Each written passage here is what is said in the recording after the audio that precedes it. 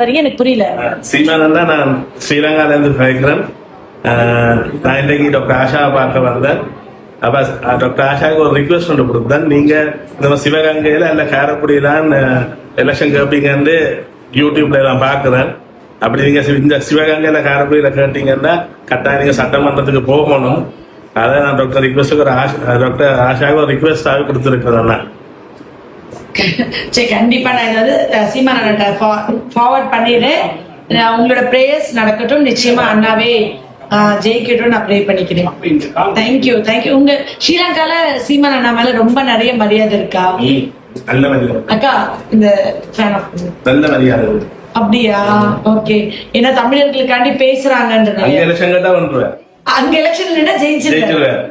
India ஜெயிக்கிறாரு இல்ல இங்க கண்டிப்பா நாங்கெல்லாம் நிச்சயமா நாங்கெல்லாம் அவருக்கே ஓட்டு போடுறோம்.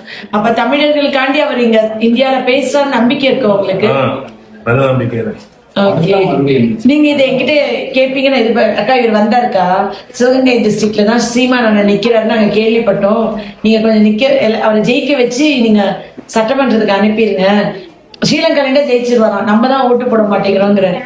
நான் நிச்சயமா இதை நான் போஸ்ட் பண்ணிடுறேன். சீமான் அண்ணாக்கும் இதை அனுப்பிடுறேன். கண்டிப்பாக அண்ணன் ஜெயிக்கணும்னு நாங்க ப்ரே பண்ணிக்கிறோம். ஓகே. உன் மகனுக்கு ஒரே ஒரு ஓட்ட போடு.